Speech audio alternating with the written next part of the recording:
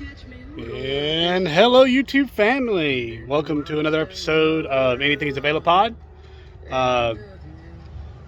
Again, anything is available, so I'm taking around my truck a little bit. I got a 99 Suburban C1500, got the Vortec 350, a true Vortec 350 in it.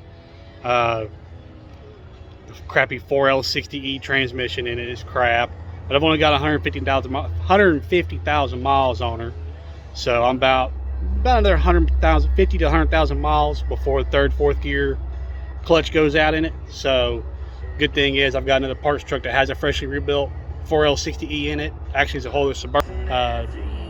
It was the first Suburban my dad bought back in '99. He bought that brand new back in '99, and now I've got this old girl here. Don't mind the dent that's getting fixed with parts off the other truck, but fixing to tear into her. Got the battery disconnected. Got a little bit of tunes going on up there, if y'all don't mind the country music. Fixing to make a trip to Tennessee here in about 2 weeks, week and a half.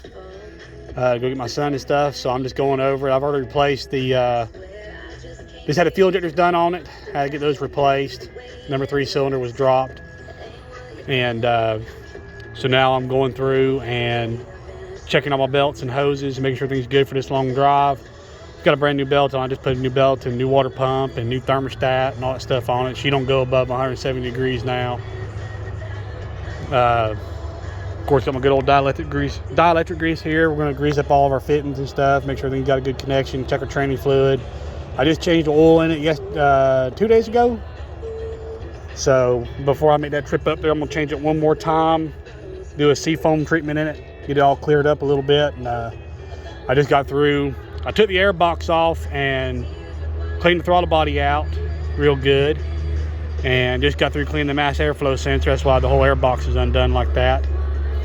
I'm gonna try to get y'all to see what I'm doing if I can get the phone to do right. I don't have any way of propping this thing up or nothing, but I'm gonna try to let y'all see what I'm doing changing these plugs out. I've already got the number 2 cylinder taken out right there, and on these 350s, one side's even, one side's odd. If I remember correctly, I think the passenger side is even, the driver's side is odd.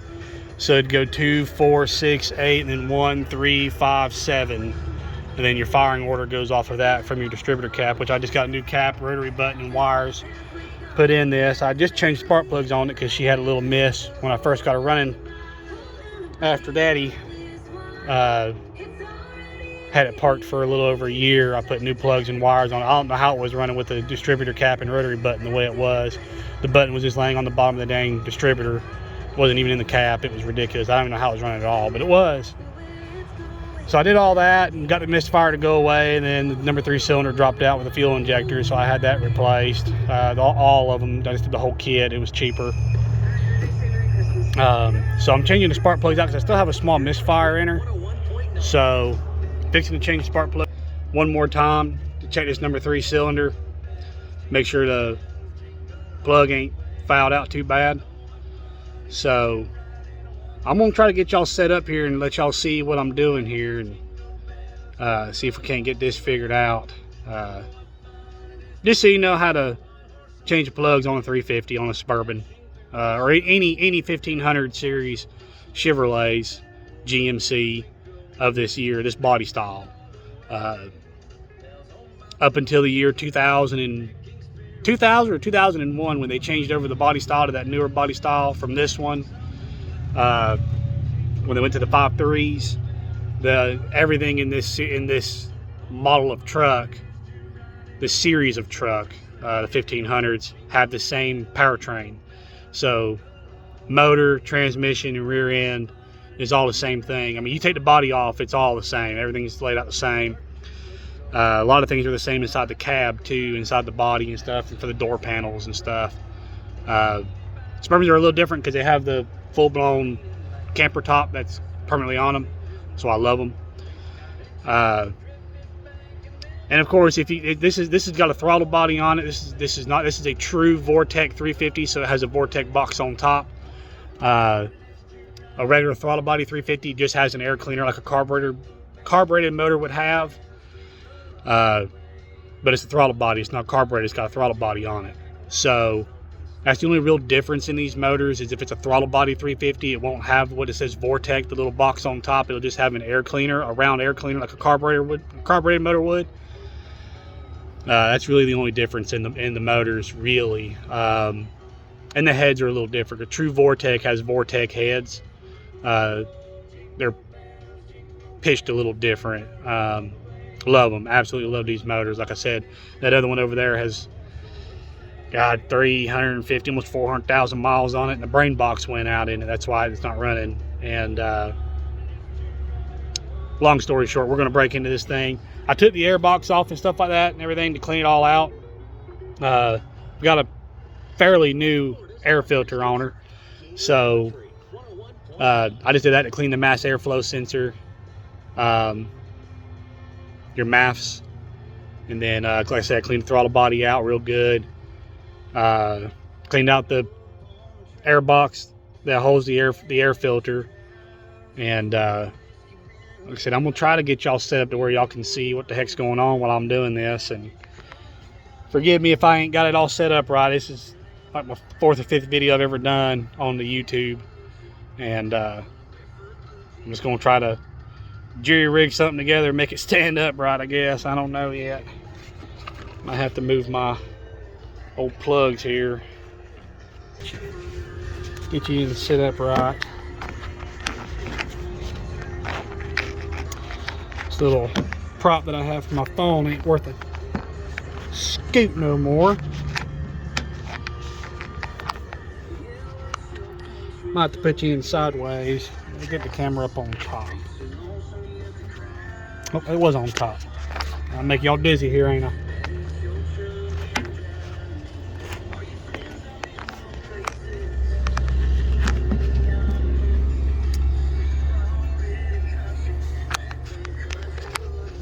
Well, I guess I'll just hold you.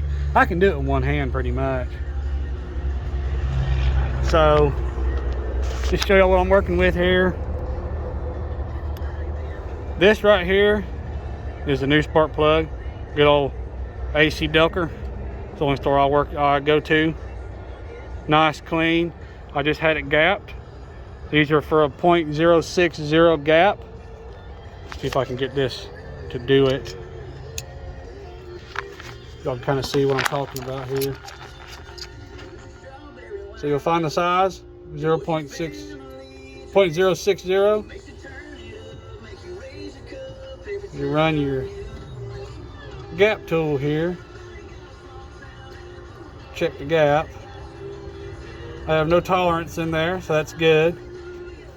It's a good plug.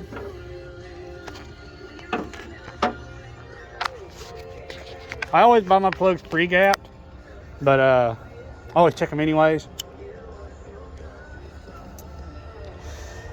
I'm not going to say 100% of them, but 90% of your pre-gapped spark plugs will have a plastic collar that goes over your threads and your electrode and everything here to protect it from getting damaged or bent out of your gap. This here is the old spark plug. Not bad. A little oil around the threads there, but nothing horrible. Nothing I ain't gonna shake a stick at.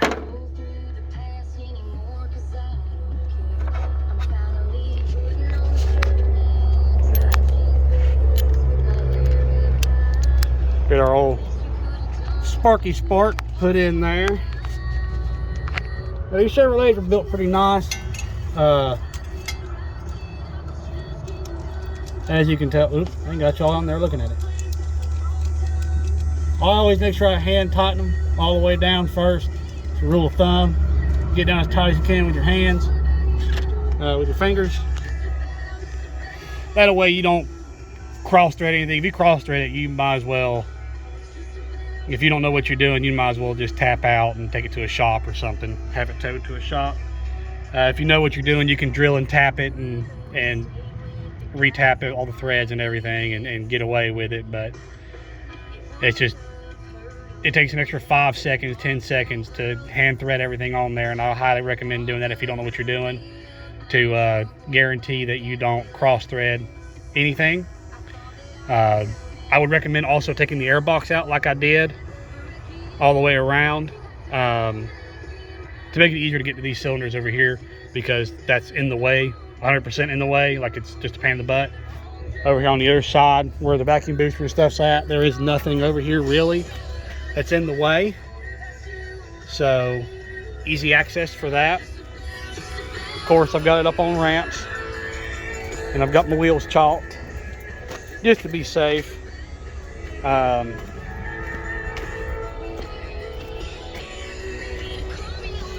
All new parts, new grill, new headlights, turn signals, housings, everything. I got LED lights for high beam and low beam. So now I'm gonna tear into it and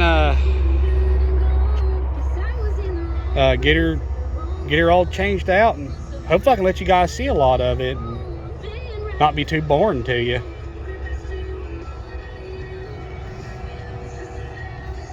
So here we go.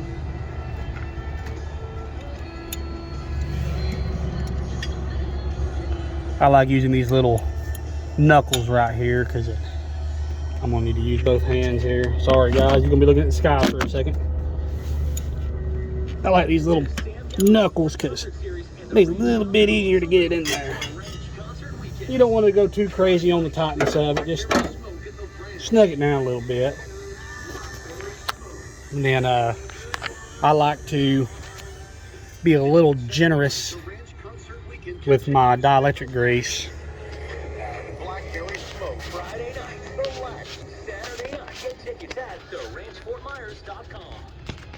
If I can get her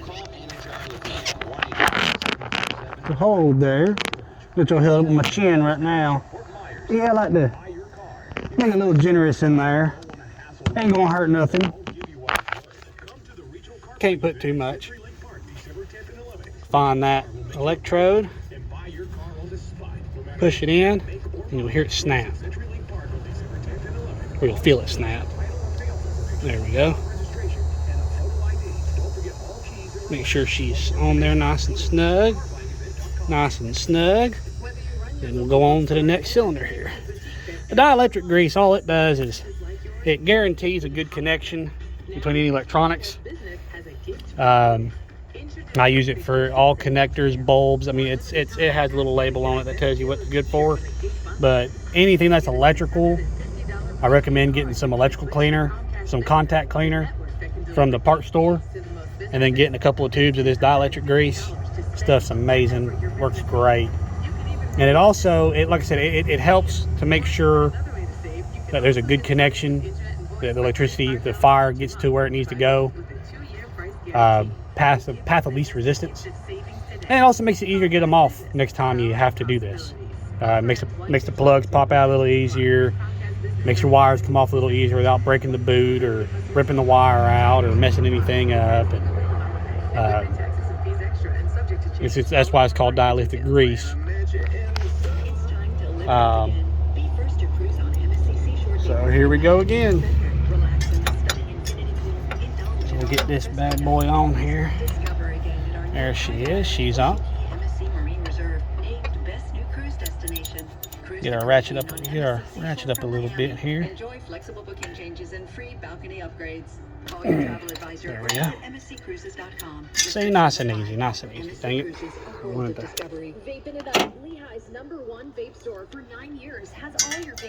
Didn't want that to come off, but that's all right.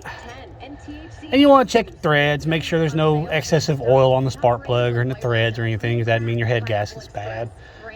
You got a bad head gasket, and it's oil's getting around it and getting inside of your combustion chamber there and fouling out your plugs pretty bad if you ain't careful.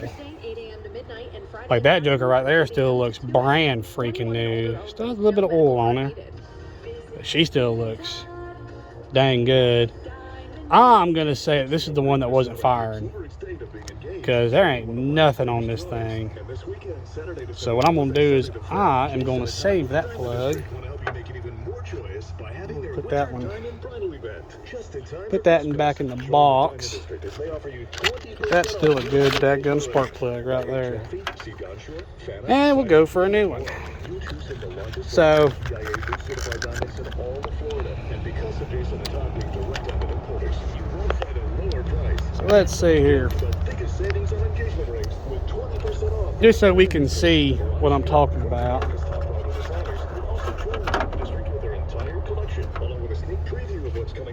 The one in my fingers is the old plug.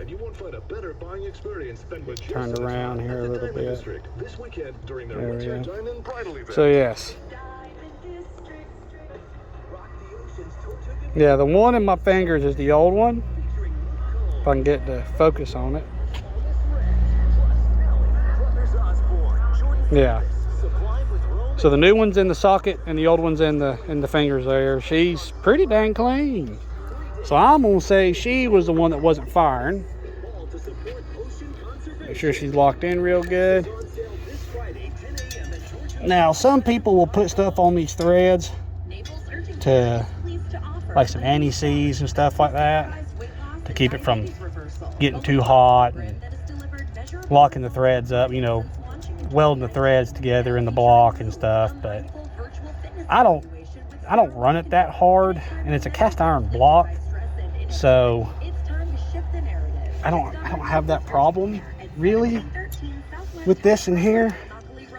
I change my spark plugs every 25,000 miles. I'll usually do 2 spark plug changes before I do any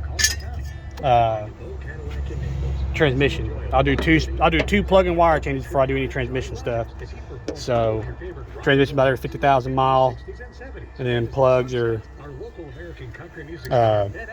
every 20-25.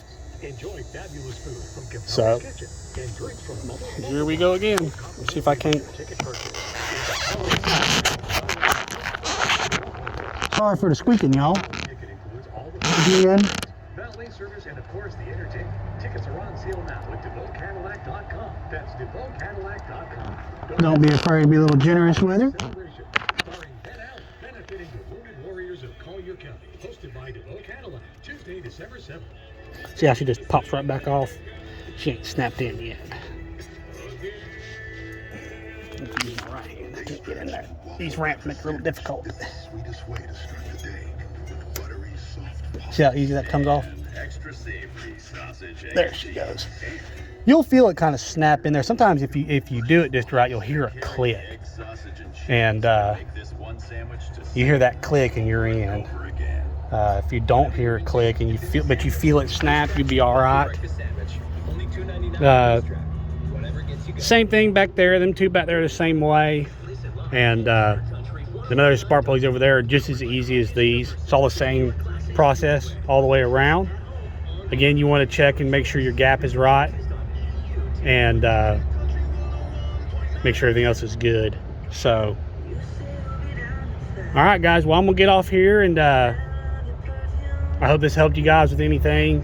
If you need to know how to change spark plugs on anything, if you guys have any questions, just shoot me a comment on this video and I'll answer it to the best of my abilities. Again, thanks guys for watching, and y'all have a blessed day and have a Merry Christmas. All right guys, peace.